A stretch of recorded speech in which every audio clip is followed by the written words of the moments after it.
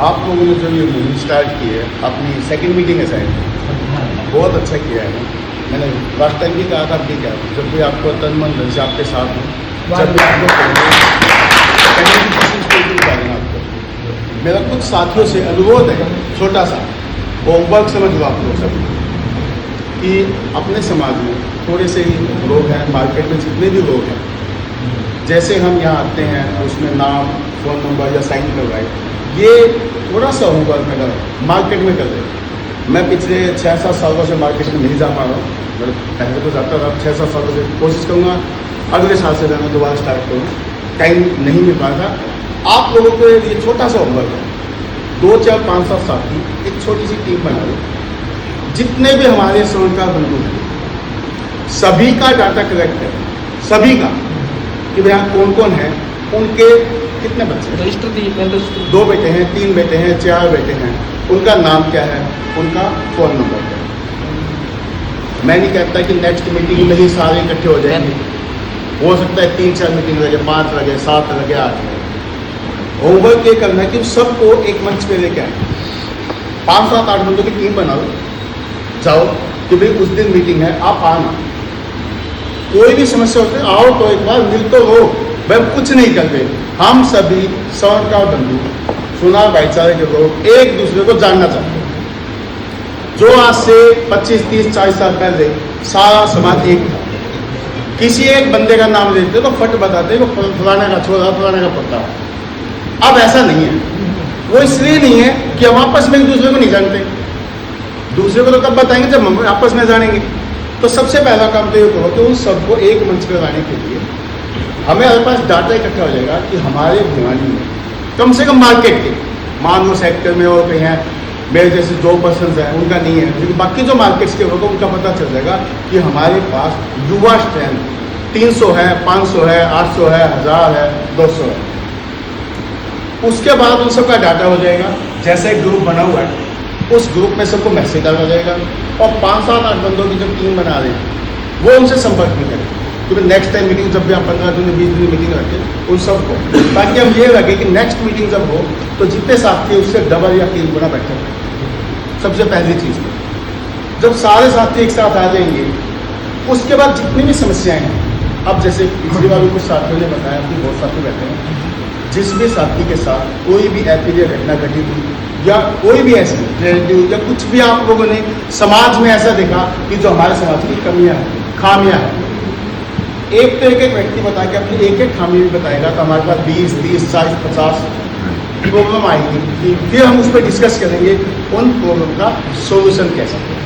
अब ये भी भाई का नाम था, उसका भाई का नाम है हेमंत वर्मा, सुभाष जी जो तो जैसे हेमंत भाई ने कहा कि हाँ अजमेर महाराज की जयंती आने वाली है, हम सभी इकट्ठे होकर करना चाहते हैं, तो शायद अक्टूबर में है अजमेर महाराज की जयंती, 7 अक्टूबर। हमारे पास 2 महीने हैं, 2 महीने में एक तो हम युवा पीढ़ी को इकट्ठा कर सकते हैं। एक छोटा सा और सजेशन, हम जितने भी साथी बैठे हैं, अगर आप लोग चाहो तो इनिशियल स्टेज पे 100 रुपये से स्टार्ट कर सकते हो, अगर आप 100 से नहीं स्टार्ट करना चाहते तो श्रद्धानुसार, ठीक है भाई 50 रुपये 100 रुपये जिसकी जो श्रद्धा हो, आप एक छोटी सी यूनियन से बना के उसमें पैसा हर मीटिंग में आ रहा है या हर महीने में उस पैसा थोड़ा सा डालना स्टार्ट करो, जब भी कोई मीटिंग्स होती है कुछ होता है उसके लिए। जयंती के लिए भी हम सभी तैयार जनबंधन से समाज को भी इकट्ठा करेंगे, उनसे भी, और सभी मिलकर एक इतना अच्छा मैसेज दें, ना कि हम सुनार समाज को बल्कि पूरे भिवानी समाज सभी को एक मैसेज जाए कि भाई बहुत लंबे समय के पश्चात पहले अजमेर महाराज की जयंती निकलती थी, फिर बंद हो गई, फिर कुछ लोगों ने प्रयास किया, एक बार निकली फिर बंद हो गई, तो हम लोग इकट्ठे हुए और ये कोशिश करें कि हर साल जयंती निकालें और ऐसे ऐसे कार्य करें, लोगों के पास मैसेज जाए। जब ये मैसेज लोगों के पास जाएगा कि यहाँ स्वर्णकार समाज के 200 लड़के, 250 लड़के, 500 लड़के एक साथ है, एक साथ है, एक आवाज़ में वो साथ एक जाने, आपकी 80% समस्या है तो वैसे ही सोल्व हो जाएगी, बिना किसी को बताए, बिना किसी को करे। पहले सेम ये जो आपने बताया कि पुलिस वगैरह पहले भी डिस्टर्ब करती थी, बट जब जो संस्था थी, यूनियन थी, वो थाने में भी जाते, दुकान भी बंद करते, उनके पास भी जाते थे, तो उनसे भी उनको मैसेज मिलता है इतने लोग हैं, हम इनके ऊपर ऐसा कुछ ना करें। तो सबसे पहला काम तो ये है कि हमने समाज के सभी युवा पीढ़ी को इकट्ठा करना है। हमें अपनी स्ट्रेंथ पता हो कि हम कितने हैं, 200, 300, 400, 500। जब हम यहाँ पे आएंगे और 100, 200, 300, 500 लोग इकट्ठा होंगे, नॉर्मली जो मैं देखता हूँ और मैंने स्टडी किया है, हम सभी जितने बैठे हैं, हमारे जितने भी दोस्त हैं, सभी के इंडिविजुअल सुनाओ के बजाय दूसरी कास्ट के ज़्यादा पाएंगे, और डैम श्योर है। और सुख दुख में भी हम उन्हीं को फोन करते हैं, क्योंकि टाइम उनके साथ स्पेंड कर रहे हैं, सुबह दोपहर शाम चाय उनके साथ पी रहे हैं, पार्टी उनके साथ कर रहे हैं, सुख दुख होने पर भी उनको बुला रहे हैं। पता ही नहीं चलता कि हमारे समाज के लोग कितने। पहले एक हुआ था कि जब भी किसी के डेथ होती या किसी की लड़की की शादी होती, समाज के कुछ 20, 30, 50 युवा पीढ़ी इकट्ठे होकर उनके जाते जाते। जब भी किसी व्यक्ति के पास कोई भी दुख होता है, वो दुख उसको खुद को सहन करना पड़ता है, ये यूनिवर्सल ट्रूथ है। बट जब उसके साथ 20, 30, 50, 100 आदमी खड़े दिखाई देते हैं ना, सांत्वना देने के लिए, तो एक मोटिवेशन मिल जाता है। आप कभी दूसरी, तीसरी, चौथी क्लास के छोटे बच्चों का झगड़ा देखिए, छोटे क्लास के बच्चों का, बहुत छोटे बच्चे जो कुछ नहीं पता, 2 बच्चे आपस में झगड़ा कर रहे हैं, एक बच्चे का भाई आया चीज़ों 5वीं क्लास में पढ़ता है, 6ठी क्लास में पढ़ता है, और उसने पीछे से कहा मार डुकू मार, तो दूसरे वाला जो बच्चा है ना, वो अपने आप वीक हो जाएगा, इसका तो बड़ा भाई आएगा, सेम सेम इसका तो बड़ा भाई आएगा, वो डाउन हो जाएगा, वो उसके मारना स्टार्ट कर देगा। आप जितनी जयंतियाँ निकलती है, मैं लगभग सभी समाज के लोगों में बैठता उठता हूँ कॉलेज में। अभी 2 बंदों के 2 एक्सपायर हुए, पवन शर्मा जी प्रिंसिपल, वो एक्सपायर थे, एक अमित सिंह जी थे, जो उनके ही जाके आए, उसी में थोड़ा टाइम लग गया। वहाँ क्या होता है, ब्राह्मण समाज है, ब्राह्मण समुदाय के लोग ऐसे हैं, 4 समुदाय हैं, चमार समुदाय हैं, सभी समुदाय के लोग एक मिलेंगे, वो उनको जाके बोलते सिर्फ जय भीम, तुरंत काम करना स्टार्ट कर देते हैं, आगे पूछते भी नहीं, राम राम हेलो आई नहीं करते, वो कहते जय भीम, कहता काम कैसे है, ये काम ये। जब वो एक बहुत नीचे तबके का व्यक्ति, उन्होंने अपने आप को संगठित कर लिया और संगठित करके बहुत कुछ प्राप्त कर लिया, बहुत कुछ किया ना प्राप्त। 90 में से कई सीखते हैं जो MLA की सीट मांगते हैं, सीट दो, हम लड़ेंगे इलेक्शन और उनको सीट मिलती है हमारे समाज में ऐसा कुछ नहीं। क्यों? क्योंकि हम एक दूसरे के रैग पुलिंग करते हैं, छपा दिया आगे नीचे जाएगा, जो विकास आगे नीचे जाएगा, हमारा तो जो होगा हो जाएगा, ये ना काटी में नहीं होगा। सही बात है, वो बिल्कुल सच्चाई बोल रहे हो आप, सच्चाई। मैंने क्या किया, 5-6 साल से छोड़ दो, 2019 के बाद नहीं गया। 19 में मेरे पिताजी एक्सपायर हो गए, उसके बाद मैं मार्केट में गया ही नहीं, फिर डायरी शाम को जाता था, लोगों से देखता था, बातचीत होती थी।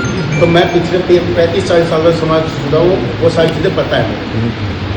पहला ये कि उस रैग पुलिंग को छोड़ के सभी भाईचारा एक साथ जिस दिन आ जाएगा और हम जो मुहिम छेड़ रहे हैं, बहुत अच्छी मुहिम छेड़ रहे हैं, आपकी सारी समस्याएं सॉल्व हो जाएगी। आने वाली पीढ़ी जो है, आज के 15 साल बाद, 10 साल बाद, 20 साल बाद, आप एक आइडियल पर्सनैलिटी के रूप में दे सकते हैं भी हाँ हमारे समाज। आप किसी भी संस्था में जाते हो, वो फोटो लगी मिलती है ना, 10, 20, 30, इसने ये संस्था चला, इसने ये किया, इसने वो किया, इसने वो किया। वो सब चीज़ें हम कर सकते हैं, सभी कर सकते हैं, हम सभी। लेकिन सभी कब कर सकते हैं? जब सभी संगठित हो, सभी एक साथ। अगली बार जब भी आपकी मीटिंग्स हो, हम सभी मीटिंग्स करें, तो मेरा अनुरोध है, देखो हम कुछ व्यक्तियों को पद देते हैं, लेकिन वो सभी व्यक्ति ये ना सोचे कि वो पदाधिकारी हो गए। एक रोटेशन सिस्टम, आज से 25-30 साल पहले जो रोटेशन सिस्टम था, भाई एक बार ये प्रधान में, अगली बार ये, अगली बार ये, अगली बार ये, और कोई इलेक्शन नहीं, सामने दूसरे बना दिया, भाई राजेश को बना दिया, भाई राजेश इस बार तू है, अगली बार भाई अजय बनेगा, और जो जितना काम करेगा उसी के अकॉर्डिंग उसको अप्रिशिएट करेगा। तो जो हम अगली मीटिंग में, मनोज भाई मेरे तो छोटा सा सजेशन है कि हम कुछ चुनिंदा व्यक्तियों को जो भी अपने श्रद्धा से आना चाहिए, उनको कुछ पद दे दीजिए और वो उसी के अकॉर्डिंग काम करें और सबको संगठित करें। और जैसे आज से स्टार्ट कर लो, कुछ कुछ पैसे इकट्ठे कर लो, जो भी आप डिसाइड करेंगे मैं एग्री हर चीज़ से, और वो करना आप लोग स्टार्ट करें। और एक और सजेशन है, रिक्वेस्ट, हर भाई, सभी भाई यहाँ आएंगे, जो उसके मन में आए वो बता दे। किसी को नहीं बताना आता तो मैं एक बहुत अच्छा एग्जाम्पल देता हूँ। अजय भाई आ गया, उसके बाद एक एग्जाम्पल बताता हूँ। अजय भाई आ जाओ एक बार।